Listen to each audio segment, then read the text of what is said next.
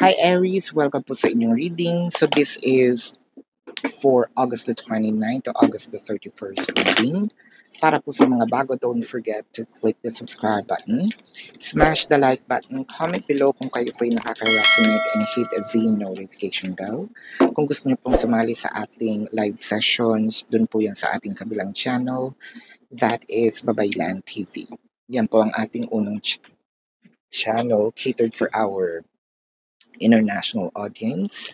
So kung hindi nyo po maabutan yung live sessions, pwede naman po kayo magtanong dito as long as the question po is answerable by yes or no. Alright? So Aries, I want you to know that this is a general reading. So you may resonate with the entire reading or you may resonate with some bits and pieces of the reading. Take what's only yours. Simulan na natin. Pisces ang nakikita natin dito, parang sinasacrifice natin yung sarili nating happiness, no? Pisces, Aries. Aries, everything that you do, you're kind of dedicating this to your person. Sorry kung nasabi kong Pisces kasi I saw water placement. So anyway, parang ang sinasabi mo ngayon dito, I dedicated my life, but I need also to change, no? Because it's not working for me anymore. I feel like I am being used, abused, or taken for granted or taken advantage of. So, parang sa'yo, parang tinatanong mo yung sarili mo, am I doing the right thing? Am I giving my person an idea, you know, for them to take advantage of me? It kind of made me feel that there is something here that I could have done, no, para to change the course of what I am experiencing in this relationship.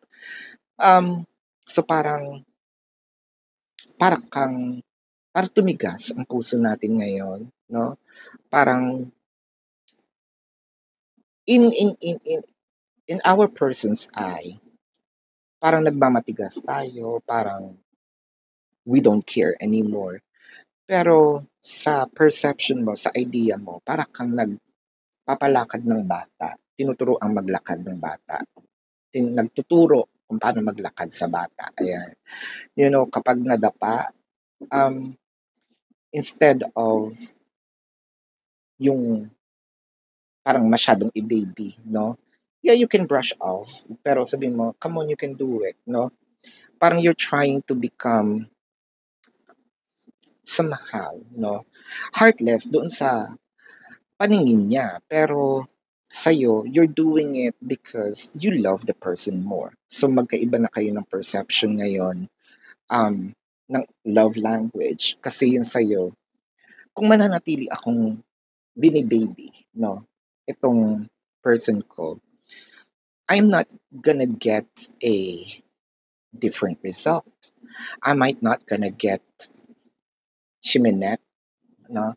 I might, sorry, I might not going to get, ayan, chiminette like the what I am doing. She may not like what I am saying. So, parang ang sayo, change is inevitable for me.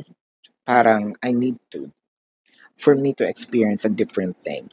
The death card, the judgment. So what I am seeing in here is, I am sacrificing kasi hindi ko rin naman gusto, no, na nasasaktan ka, na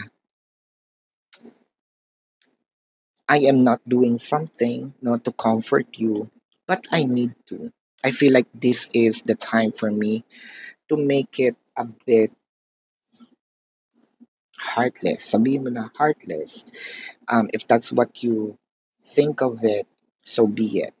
But you're gonna thank me after, no? So with the Eight of Wands and the Lovers, what I am seeing in here is, I believe the reason why you're doing is because you also made an oath to yourself na this relationship is made for me. No, and when it comes to relationship, I want to teach my person how to be in a relationship, not just because we are in a relationship. I might going to, ayun na naman tayo, that she may not, she may not like, no, no, just kidding. I might going to take all the burdens, but also for me to, this is a team, di ba?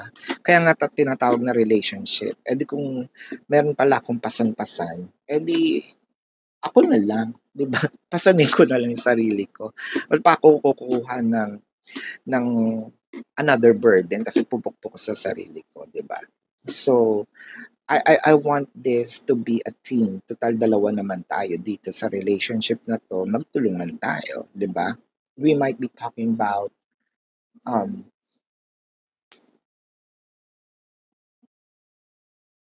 relationship of, I mean, money, energies, effort, yeah, it could be bills, no? The devil card, the ace of cups. Let's clarify the devil card right off the bat bago ko magsabi, no? Baka it may change. The Empress and the Queen of Wands. So I feel like, I feel like medyo na manipulate tayo dito. Napaniwala tayo na because probably our person is really attractive, no?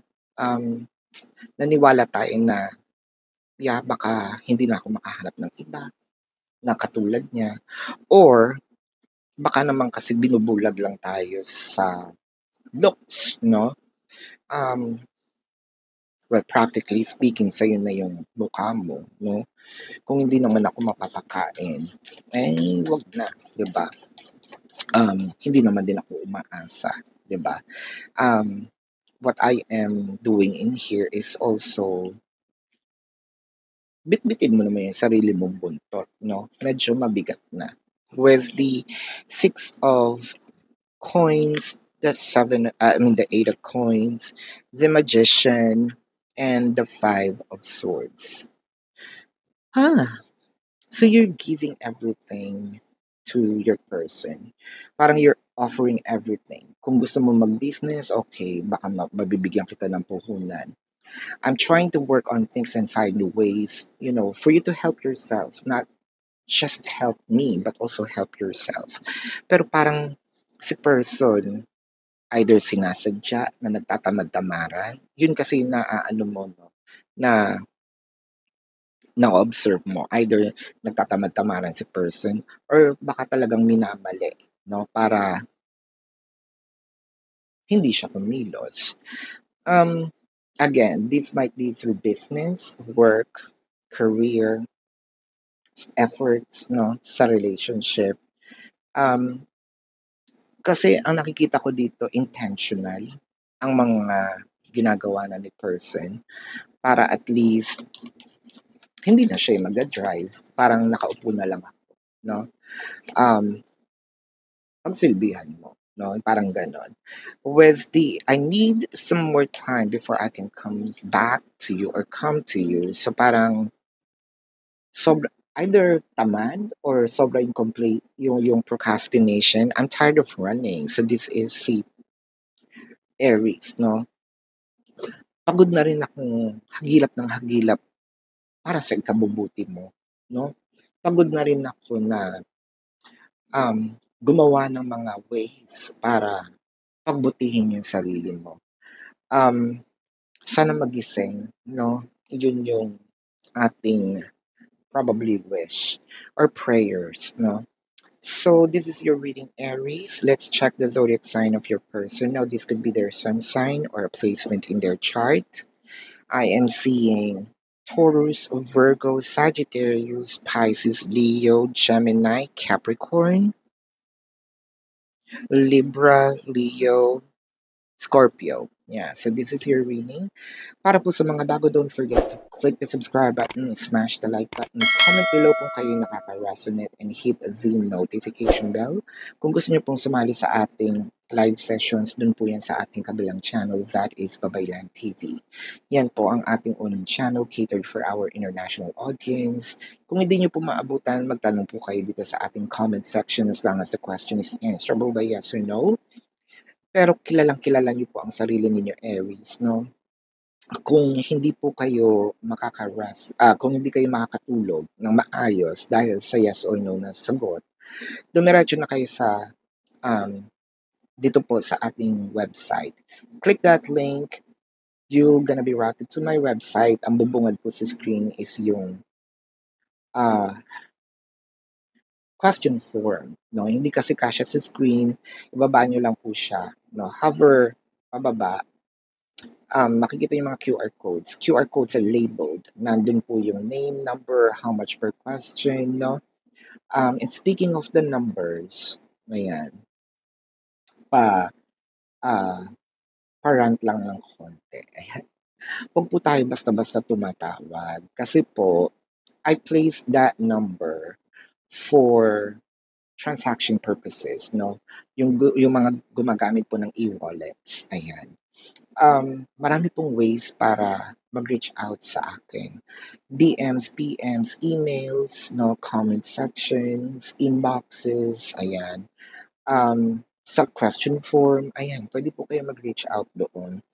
Unang-una, tignan nyo, magti 3 a.m. na, no? So, iba po yung body clock natin. Baka yung pag tumawag kayo, dun po ako nagpapahinga. Pangalawa, baka nag-video po tayo, tapos in-entertain ko yung tawag, di putol yung video. Pagbalik ko, nakalimutan ko na, sayang yung oras. Gagawa na naman tayo ng panibago, di ba? Pangatlo, meron po tayong social etiquette, no? Kahit po sa mga kaibigan natin, hindi po tayo basta-basta pwedeng tumawag unless that's life and death situation, no? So, for sure, hindi naman yan life and death, no? Kasi kung life and death yan, either hospital, doktor ang tatawagan ninyo, no? Pero kung for tarot cards, baka pwede po mag-antay tayo or, 'di ba, idiretso niya na dun sa ibang forms, no? Um, kasi po hindi po yung social etiquette po, 'di ba? Sasabihin natin sa kaibigan natin, okay bang tawagan ka ng ganitong oras? Baka busy ka, no? Yan. Magkaroon po tayo nun. So, let's go back.